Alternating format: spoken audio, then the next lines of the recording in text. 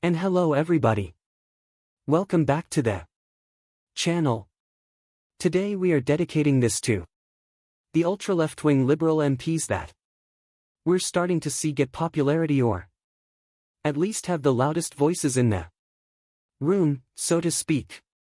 Firstly, your party is Zara. Sultana is on BBC Question Time and she gets absolutely humiliated for her points on BBC Question Time.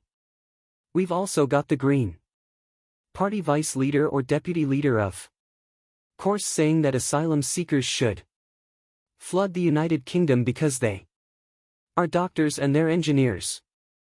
Let's break these lunatics down. But as always, guys, please do hit the like button and subscribe to the channel for more.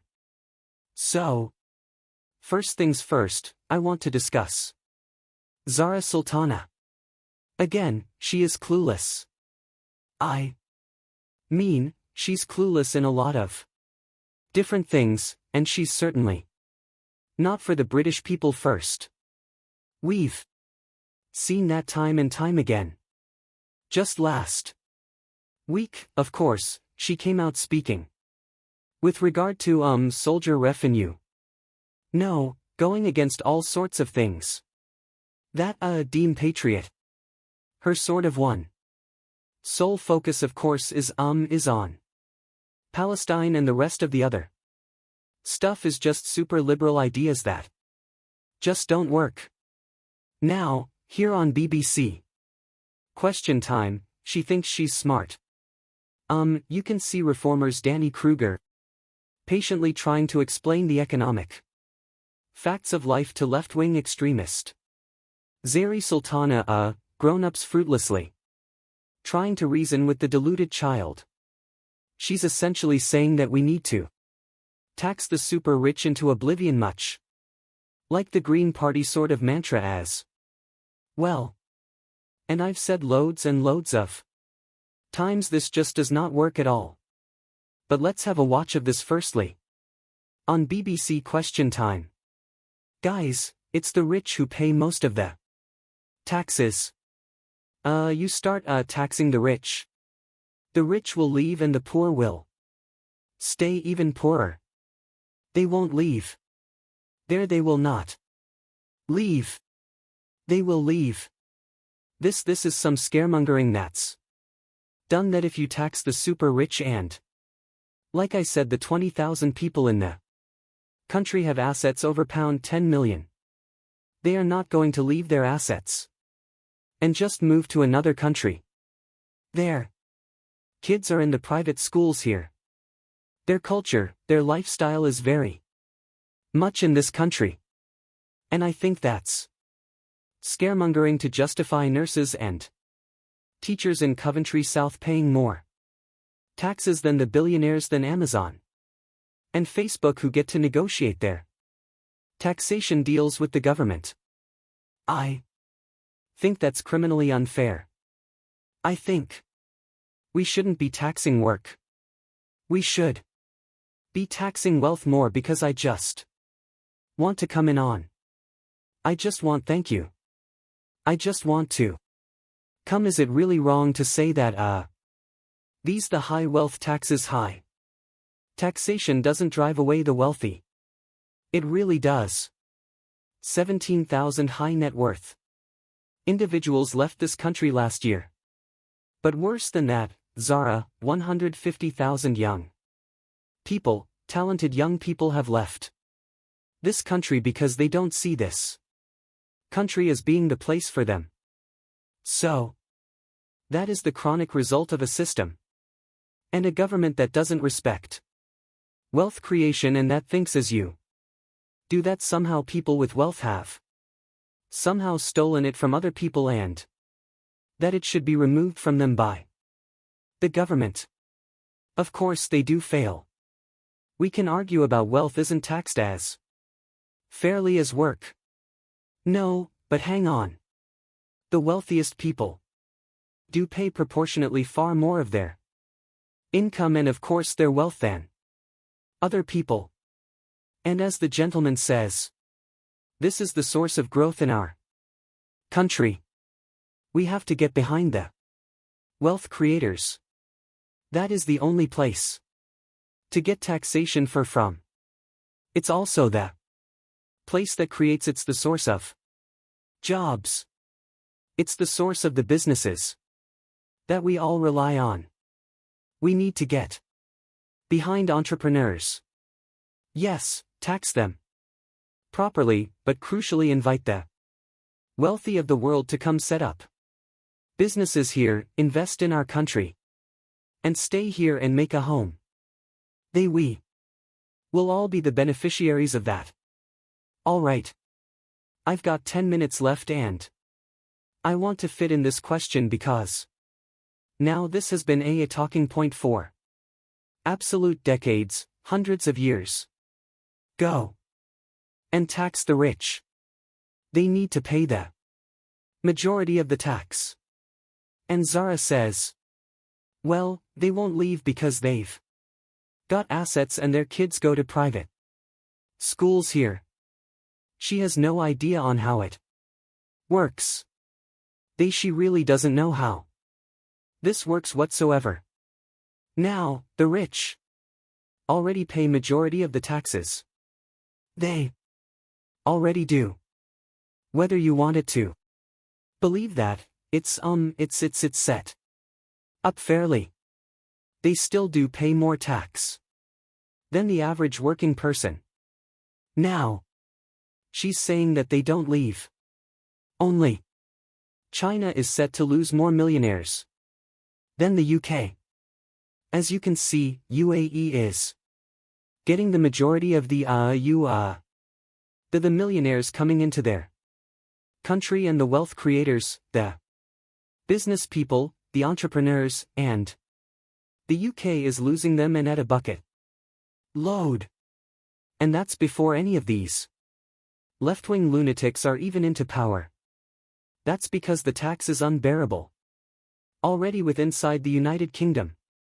And already we're losing mass amounts. And now another reason why taxing the rich fails massively, because it always falls down to the middle class. And they're the ones that are going to have to lump the rest of it. But look. As she doesn't know anything about business and what it is, the ultra-rich don't earn their money. They structure it. Most high net worth individuals don't take big salaries. They use dividends, capital gains, trusts, offshore entities, company loans, asset appreciation. So when governments raise income tax on the rich, it barely hits them. They don't have much taxable income in that category. Now this is basic economics. And basic things with regard to business setup that Zara clearly doesn't know anything about. They can move their wealth and themselves. The top 1% can simply change residential tax residence like that. In the UK, it's simply very, very easy. Shift assets offshore, register companies in low-tax jurisdictions. Transfer ownership into foundations or trust. The money doesn't disappear, it just leaves the country you're trying to tax. Governments end up collecting less, not more. High taxes discourage investment and job creation. If investors face huge taxes, they invest less. That's also going to affect working and middle class. Less investment equals fewer new businesses. Fewer businesses equals fewer jobs. Fewer jobs equals less growth. It's a lose-lose situation. Governments waste money faster than they collect it. Now, would you trust a government that is led by Jeremy Corbyn, Zara Sultana, or in fact the Green Party to manage the extra tax funds? If they did get away with this anyway, they would spend it on Absolutely ludicrous stuff. Probably sending it to, build up Palestine and all of these kind of things. They overspend, mismanaged funds, create bloated public sector payrolls, throw money at failing schemes, which they would do. Liberals are, they act on emotion and suicidal empathy. They would just make the plays absolutely disastrous. When you tax the rich, you usually hit the upper middle class instead. The truly rich escape. As we've mentioned, it's very, very easy. Small business owners will then of course feel it. They will. The ones that are going to brunt it all. As we've already said so many times. Because the ultra-rich will leave.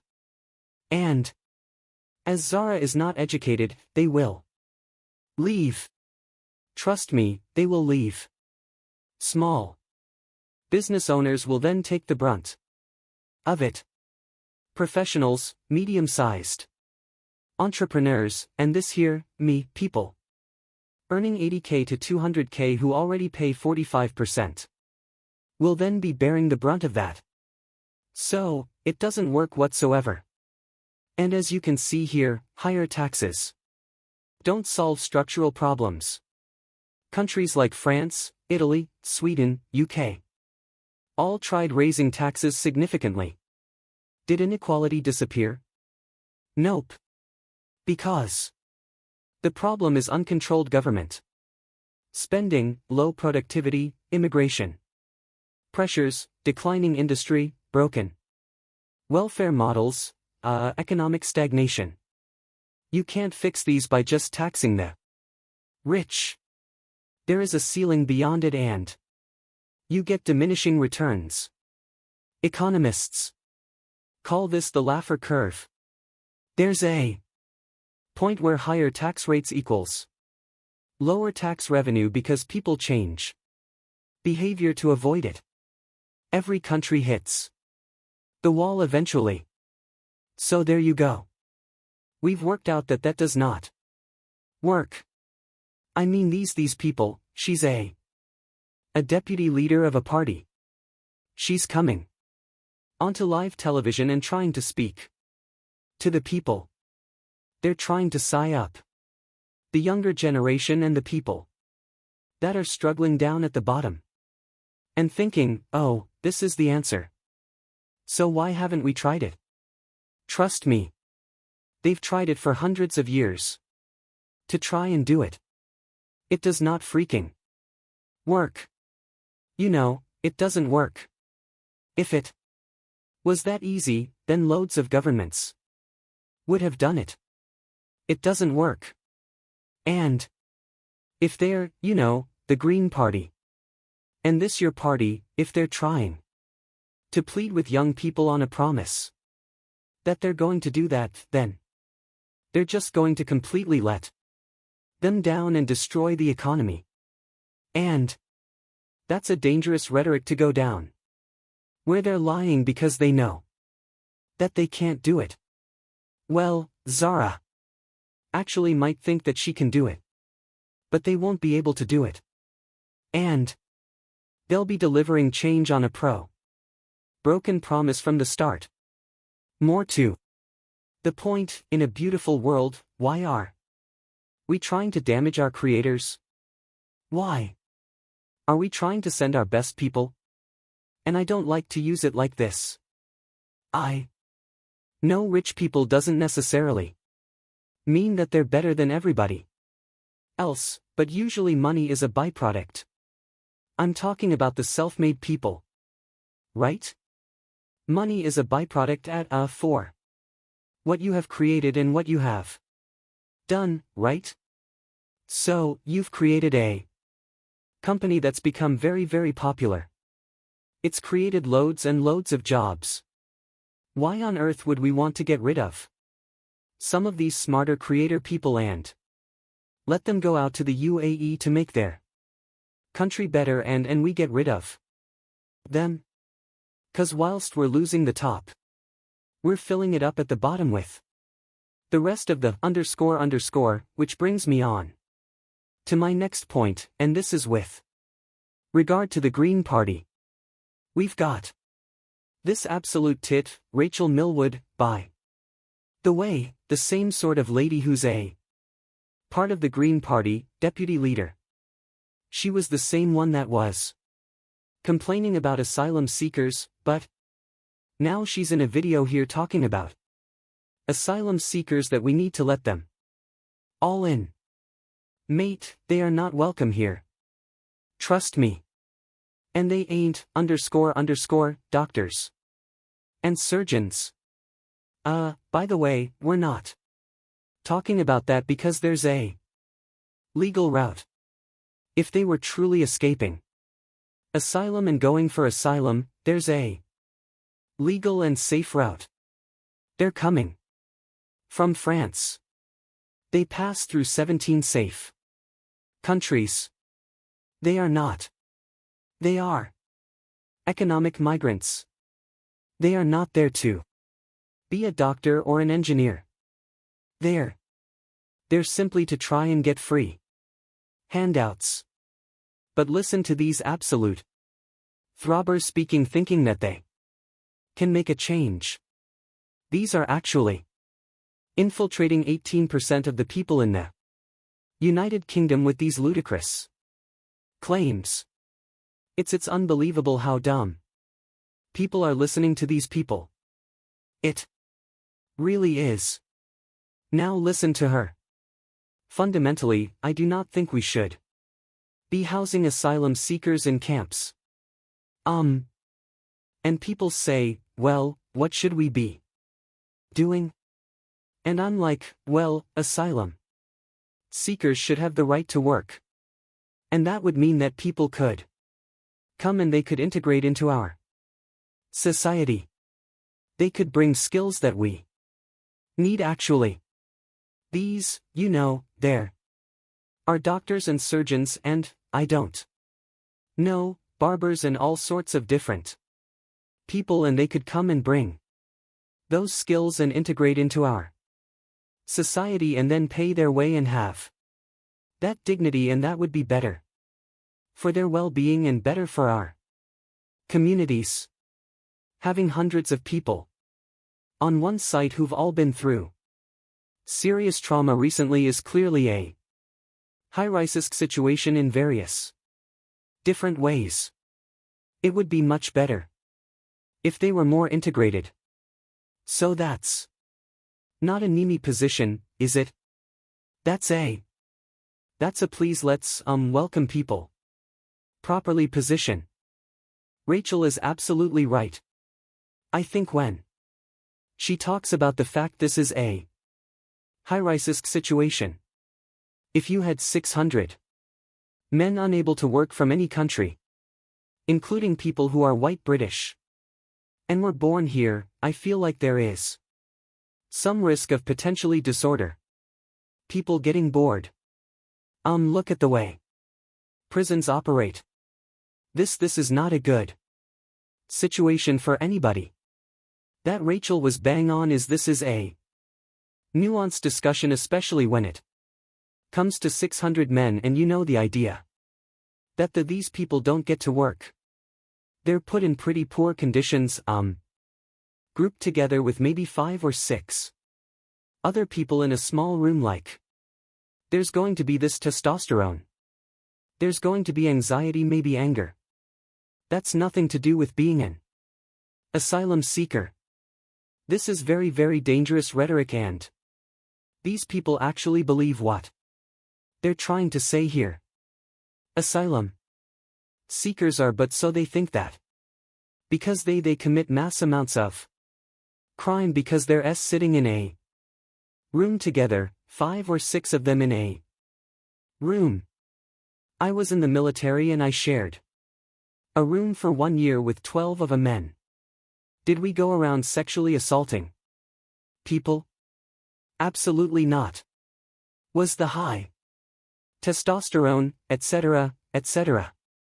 We all living and banding together. They're living a life of leisure at this moment in time. And they have no ambition to assimilate and, come into this culture. What precedent does this send to the rest of the world when the UK finally goes at this right? We're not stopping the boat. Everybody is welcome in this country.